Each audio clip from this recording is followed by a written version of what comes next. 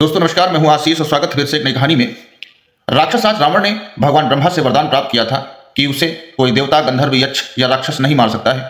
अहंकार में उसने मनुष्य और वानर को तुच्छ समझकर उनसे सुरक्षा नहीं मांगी थी। रावण के पाप और अत्याचार जब पृथ्वी पर बढ़ गए तो देवताओं की प्रार्थना सुनकर भगवान विष्णु ने राजा दशरथ के घर मनुष्य रूप में जन्म लेने का निर्णय किया। भगवान विष्णु का सातवां अवतार माना जाता है। जो राम का है, इस अवतार का मुख्य उद्देश्य पृथ्वी पर धर्म की स्थापना करना और लंकापति रावण के अत्याचारों का अंत करना था। अयोध्या के राजा दशरथ की 3 रानियां थी, कौशल्या, कैकेयी और सुमित्रा। संतान प्राप्ति के लिए उन्होंने पुत्र कामेष्ट यज्ञ किया। राम रानी कौशल्या के पुत्र जो विष्णु अवतार हैं, भरत रानी कैकेयी के पुत्र, लक्ष्मण और शत्रुघ्न रानी सुमित्रा के पुत्र हुए। गुरु वशिष्ठ और विश्वामित्र ने राजकुमारों को शिक्षा और शस्त्र विद्या दी।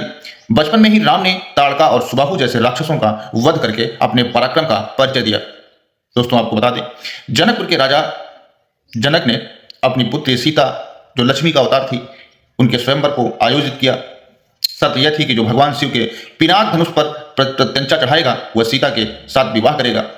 अनेक राजा असफल रहे, लेकिन श्री राम ने धनुष को सहजता से उठाया और वह टूट गया। इस प्रकार राम और सीता का विवाह हुआ। जब राजा दशरथ राम का राज्याभिषेक करने वाले थे, तब दासी मंथरा के बहकावे में आकर रानी कैकेयी ने राजा से अपने 2 पुराने वरदान मांग लिए, जिसमें भरत को राजगद्दी और राम को 14 वर्षों का वनवास शामिल था। पिता के वचन और रघुकुल की रीत निभाने के लिए श्री राम ने हंसते हंसते वनवास स्वीकार किया।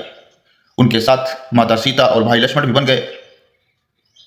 दोस्तों आपको बता दें, रावण ने मारीच को भेजा और साधु वेश में आकर के सीता का अपहरण कर लिया और लंका की अशोक वाटिका में उन्हें कैद कर दिया। सीता जी की खोज करते हुए जब राम और लक्ष्मण किष्किंधा पहुंचे, वहां उनकी भेंट हनुमान जी से हुई, जो उनके परम भक्त बने। राम ने वानर राज सुग्रीव की सहायता की और बाली का वध किया। इसके बाद वानर सेना और भालुओं के सीता जी की खोज शुरू कर दी। हनुमान जी ने समुद्र पार करके लंका में माता सीता का पता लगाया और लंका दहन किया। समुद्र पार करने के लिए नल और नील की मदद से पत्थरों पर श्री राम का नाम लिखकर एक तैरता हुआ पुल बनाया गया, जिसे राम सेतु के नाम से जाना जाता है।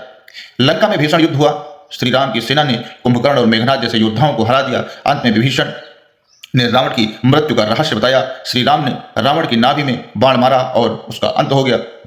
यह युद्ध केवल 2 राजाओं के बीच का नहीं, बल्कि धर्म बनाम अधर्म और सत्य बनाम असत्य का है। रावण वध के बाद और 14 वर्ष की वनवास पूरा करने के बाद श्री राम, सीता, लक्ष्मण अयोध्या वापस आए।